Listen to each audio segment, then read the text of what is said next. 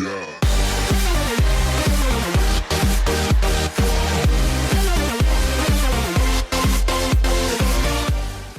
is going on, guys? This is Tommy Plays. Today I'm bringing another Call of Duty Infinite Warfare video, and in this video I'm going to be telling you the best way to get the knife gold. Because you know, if you want to get that gold, diamond, solar, and I think the last one's blackened chem. No, it's not blackened chem. I really don't know the names of the last one, but yeah, if you want to get all those camos, you're going to have to get the knife gold. You're just going to have to, and today I'm going to be telling you the best way I think you can. So first off, I just want to apologize that the gameplay in the background isn't knife gameplay, but I kind of prestige without thinking, and I kind of lost the knife and all the perks that I'm about to say you should use, so I do apologize for that. But here's a screenshot of it that I took to show to my friends, just to prove that I did get it gold, and I do know what I'm talking about. Alright, so let's start here.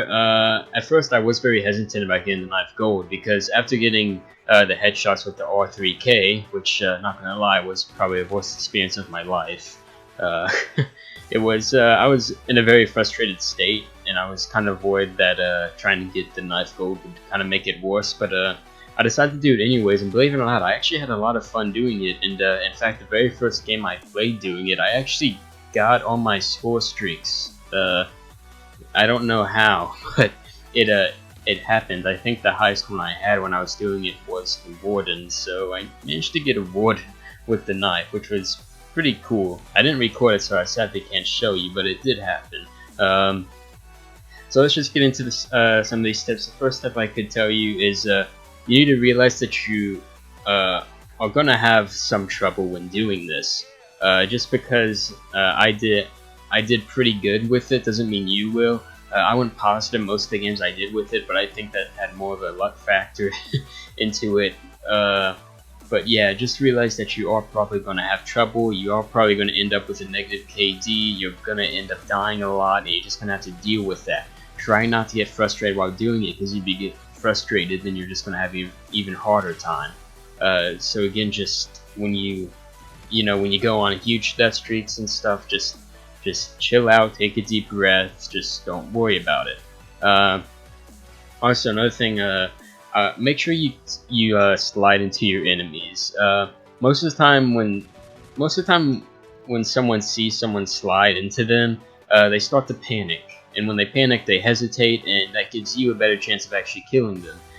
So keep that in mind. I've got a lot of my kills from sliding into enemies, and in fact get used to doing that, because it's actually one of the challenges you're going to have to deal with once you get all the knife kills that you need. But anyways, I played hardpoint for the whole thing, but you can play whatever game mode you feel most comfortable with. I really don't think the game mode you play doing this really has that much of an impact, unless you're playing free-for-all, which in that case it might be a bit easier playing free-for-all, but again, you play whatever game mode you want. Another tip is make sure you stay in enclosed spaces. Like, try to stay in buildings, don't go out into the middle of the map, and don't go out in the open, because that's just a very bad idea, because if someone can see you from pretty far away, then you're probably gonna die, unless if they're just awful and can't aim. But it's okay. Let's just get into this. First off, you need to get 100 kills. This took me a few games. This wasn't really that difficult. Then you need to get backstabber kills, which that kind of just happens as you play. You don't really have to try to get those. They kind of just happen, and then once you get the backstabber kills, basically the backstabber kills are kind of the headshots. They're really not that hard to get. You only have to get 80 of them, and you only have to get 100 kills, so don't worry about that. Then there are a lot of other challenges you have to do, like get 10 3-kill streaks and get 10 double kills, but those are all pretty self-explanatory. You can read them and tell what they mean and what you have to do, so I won't go into all of those. And the last tip I could tell you is make sure you stay in the perimeter of the map. Try not to go towards the middle unless you absolutely have to, or you're chasing someone or something. But yeah, try to stay away from the middle as best you can. So here's the class setup I used. I'm sorry I don't have a screenshot of it, but again, like I said, I prestiged. I guess more proof of me prestiging is the fact that there's M1 gameplay in the background, but yeah, I do apologize for that. But just take the perks and load out that I said. I mean, the names are pretty self-explanatory. The names are pretty obvious, but alright. So the only thing that I equipped was the knife when doing this, nothing else. I highly don't recommend using a primary just because you'll be tempted to use it. I believe so. Just don't put a primary on altogether. Only have the knife equipped. I pretty much fully loaded my guy with perks, and here are all the perks that I used when I used them. So again, just take the names. I don't have a screenshot, I'm sorry, but just take the names and just put them on. The first, in perk 1 I used Recon and Ghost. With Recon you'll be able to know what enemies are because of obviously the bigger minimap, and if you know what enemies are, then you know you already have an advantage over them. And I use Ghost because obviously you don't want people to know where you are. When you're knifing, the worst thing that can happen to you is people knowing where you are, because they're just come around and shoot you. That's all I can really say. It's pretty obvious. But anyways, for perks 2, I use Momentum and Tracker.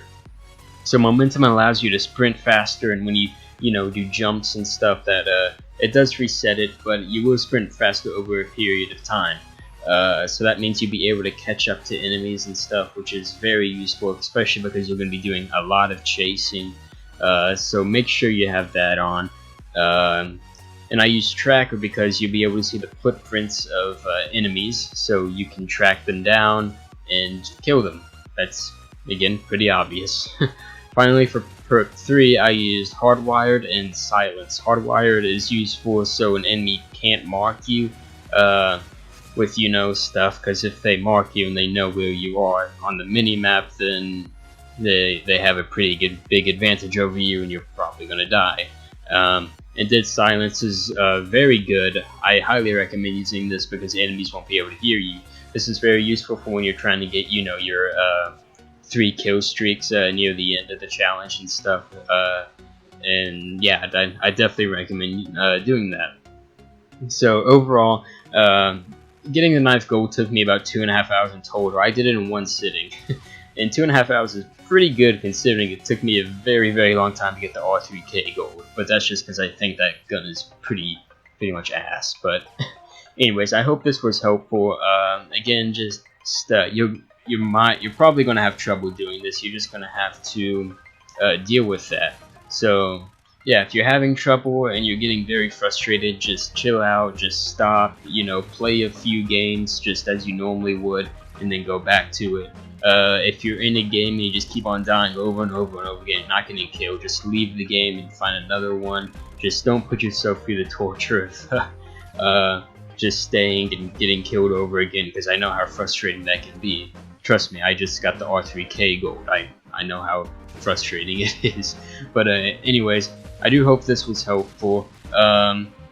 If you have any questions, make sure to comment down below. If you didn't think this was helpful, you think it was a very bad video, then tell me in the comments. Dislike the video, whatever. But be sure to tell me why you thought it wasn't good, so I can improve later. But anyways, if you did enjoy, make sure to like and subscribe. And as always, have a nice day.